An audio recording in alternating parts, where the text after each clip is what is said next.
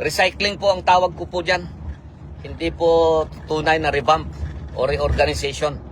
At meron din pong nagsasabi na ang isa sa specific target nitong tinatawag na courtesy resignation cabinet revamp ay itong si Secretary Anton Lagdameo. Siya raw po ang sinisisi. Sa ngayon, siya raw po ang may pinakamalaking kasalanan sa pagkatalo ng kandidato ng administrasyon. Diyan po sa Mindanao. Dahil taga Mindanao po yan kasi si Secretary Lagdameo. At malapit na kaibigan ng First Family yan. Alam na rin po natin yan yung mga bali-balita tungkol po sa kanyang mga ginagawa. At bilang isang cabinet member na pinagkakatiwalaan ng Pangulo, special assistant ng Presidente, siya raw po ang naka-assign para asikasuhin yung eleksyon dyan po sa Mindanao. At ipinangako raw po niya na pati sa Davao ay matatanggal yung mga Duterte po dyan sa Davao City. At malaking gastos ng pera ang kanilang inubos po dyan para lang po mapasama ang mga Duterte, matanggal sila sa pwesto, at maitalaga itong kanilang mga napiling mga politiko rin sa Davao City. Pero nakita natin yung naging desisyon ng ating mga minamahal na kababayan po sa Davao City. Landslide po yung panalo po ng ating minamahal na mga pamilya Duterte sa pangunguna po ni Tatay Digong at ni Mayor Baste na siya ngayon ay Vice Mayor elect, at Congressman Pulong, Congressman Omar at si Congressman Ungab. So completely talong-talo sila dyan sa Davao City at saka sa buong Mindanao. Sa buong Mindanao, tayong mga kasama sa Duterte na senatorial candidates, PDP laban Duterte, panalo po tayong lahat dyan po sa Mindanao. At ito raw po ang ikinagagalit ng Malacanang at sinisisi ngayon itong si Secretary Anton Lagdameo. Dahil daw po siya ay malapit na kaibigan ng unang pamilya, na malapit na kaibigan ng Pangulo, ay hindi raw po gusto ng Pangulo na masaktan si Secretary Anton Lagdameo kung sisibakin niya kaagad sa pwesto. Dahil sinasabi na ganun daw po kabait ang Pangulo, ganun siya yung kanyang kindness. So kailangan medyo pampalubag loob. Kunwari magkakaroon ng cabinet revamp ng malawakan, pinag-courtesy resignation itong mga lahat ng mga cabinet members at lahat ng mga cabinet rank officials. Pero ang talagang specific target ay si Secretary Anton Lagdameo. Ganun ba yon? Siya lang ba ang may kasalanan? Eleksyon lang ba ang dahilan kung bakit bumaba yung performance ng Pangulo, trust rating? Inyo pong alalahanin bago po maghalalan. Naglabasan na po yung mga survey na ang trust rating ng Pangulo ay mababang mababa. Ang kanyang approval rating ay bumagsak sa 25%. Sa aking pag-aaral at sa aking naging eksperyensya sa matagal ko pong pakikihalubilo sa mga politiko, nanilbihan po ako in many capacities sa tatlong presidente. President Fidel Ramos, President Gloria Macapagal Arroyo at President Tatay Digong. Nakita ko na pag ang trust and approval rating ng Pangulo ay bumaba na po ng 30%. Basta bumaba na ng 30% yan, wala na pong endorsement value yung presidente. Mga i-endorso po niyang kandidato, lalo pong mapapasama ang kanilang magiging resulta sa halalan. Dito po, sa naganap na halalan, bago po maghalalan, lumabas yung survey na yung approval rating ng Pangulo ay 25% at negative na po yung trust rating niya. So, lahat ng kanyang endorsement ay hindi talaga paniniwalaan ng tao. At lalo pong mapapasama po yan. Nangyari po yan, with all due respect kay dating President Gloria Macapagal Arroyo. Kaya yung mga kandidato ni PGMA noong 2007, natalo yung mga senatorial candidates na malalakas. Ganon din nangyari sa amin noong 2010. Natalo si Gibo Teodoro na kandidato ni PGMA for President. So kasi wala na pong endorsement value pag bumaba ng 30% yung approval rating, at iyan ang sitwasyon. So bakit ngayon ang sisisihin lang ay ang isang Anton Lagdameo kung siya po ay hindi nakapag-deliver sa Mindanao.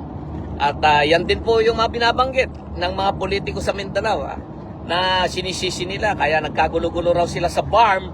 At for the first time, dyan mismo sa BARM or dyan sa Muslim provinces ng Mindanao, normally yan po ay bailiwick po ng administrasyon. Ibig sabihin po niyan kahit na nung panahon po ni President Gloria Macapagal Arroyo, yung kanyang mga kandidato dyan po sa mga Muslim-dominated provinces in Mindanao, nananalo po yung kandidato po ng administrasyon o ng Malacanang, yung mga national candidates po na kanilang sinusuportan. Pero for the first time sa eleksyon na ito, natalo po yung kandidato ng mga nasa administrasyon ticket.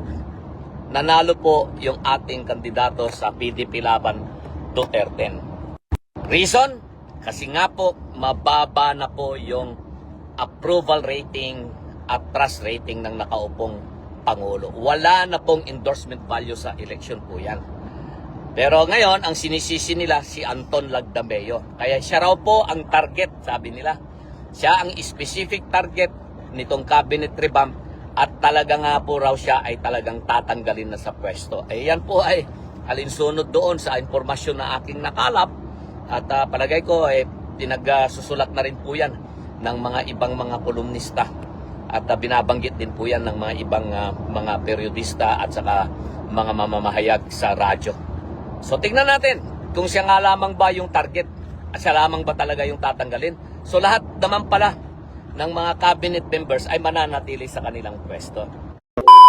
Alright mga kababayan, yun po yung pahayag ni Atty. Raul Lambino, no, na hindi po siya niwala mga kababayan na totoo yung panawagan ni President Marcos, no, ng kanyang pagtawag ng mass resignation ng kanyang mga cabinet members mga kababayan. Bagkus ito pala ay may isang target lamang mga kababayan, no, na talagang tatanggalin at ito daw po ay si Special Assistant to the President, Secretary Anton Lagdameo mga kababayan. At yun pala ang kailangan, yan pala daw yung balak tanggalin mga kababayan, no, dito sa cabinet ni President Marcos dahil di umano dahil doon sa nangyaring pagkatalo ng alyansa ng mga senatorial balls ng administration doon sa Mindanao na hindi nakapag-deliver ng panalo doon sa kanilang mga kandidatong senators. Kaya ngayon ay tatanggalin mga kababayan.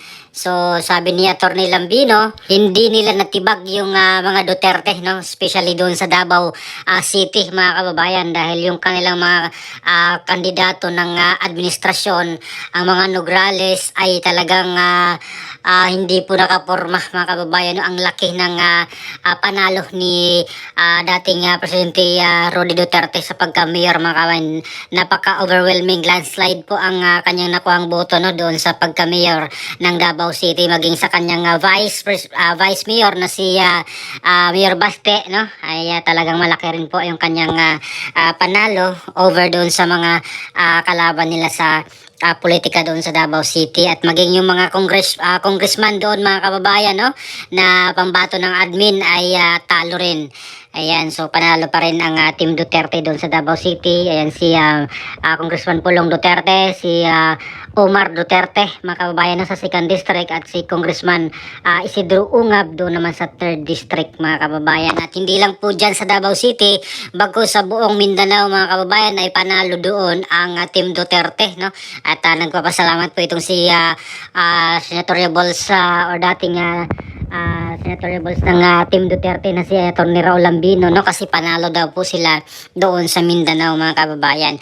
At maging doon sa BAR mga kababayan, no, usually daw pag hawak ng administrasyon or pag sino yung presidente, mananalo daw yung mga pambato ng admin doon sa BARM, kasi parang closed nila yung mga sa BARM, no, sa presidente, sa incumbent president. Pero ngayon, first time in history daw natalo mga kababayan yung pambato ng administrasyon doon sa BARM mga kababayan. At sabi nga po ni Atty. Raul Lambino, zero endorsement value na po si President Marcos mga kababayan.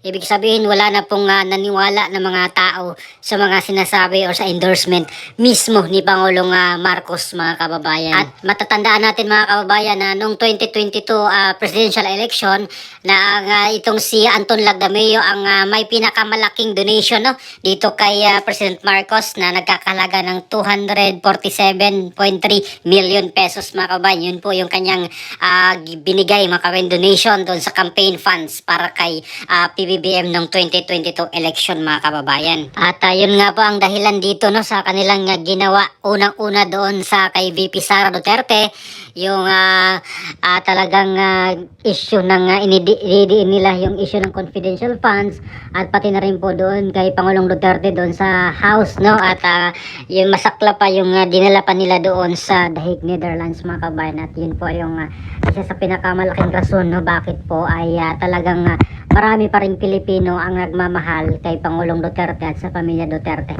mga kababayan. At sabi nga ni Atty. Lambino, hindi po siya niwala, no, dito sa administrasyon sa pangunguna ni President Marcos Jr. na totoo dito sa kanyang panawagan, no, itong revamp ng kanyang cabinet members. Hindi po totoong mag-reorganize, bagkus ito lang po ay recycling. At ito na nga po, lumabas sabi ni Atty. Lambino na isang tao lang namang pala ang target ditong matanggal, mga kababayan, no, sa kanyang cabinet. Ito ay walang iba kundi si Secretary Anton Lagdameo, dahil sa palpak nitong paghawak, no, ng mga kandidato nila doon sa Mindanao. Ayan, at meron din pong statement dito si E.S. Bersamin, mga kababayan, no? Kaya daw po ay ginawa ng Pangulo na mag-call out ng mass resignation sa kanyang mga cabinet members, cabinet secretaries, ay dahil ayaw daw pong kumprontahin ng diretsahan, mga kababayan, no? Parang hindi na daw po honorable, mga kababayan, na kumprontahin na diretso yung secretary or cabinet members na sisibakin. Ayan, parang hindi daw tama or parang hindi maganda daw, mga kababayan. Wala daw honor yun, mga kababayan. Kaya ginawa daw nila ng strategy nila ay nag-call out na lang ng mass resignation. At kung sino yung itira ay matira, at yung tatanggalin ay tatanggalin. At mayroon nga po siyang na-recycle, mga kababayan, or I mean na-reshuffle, mga kababayan. Gaya po ni Secretary ng Department of Energy, no, si Lotilla, ay nalipat na po sa DNR, at ang Secretary ng DNR po ang nasibak, mga kababayan. So yun po yung isa sa mga example, no, ng mga nalipat lang ng departamento, mga kababayan. At yung iba naman ay nanatili pa rin, mga kababayan, sa kanilang mga pwesto. So sa inyong opinion, mga kababayan, ano pong opinion nyo dito, mga kababayan, no, sa sinabi ni Atty. Raul Lambino? Ayan, so please comment down below. Maraming salamat. God bless po sa ating lahat.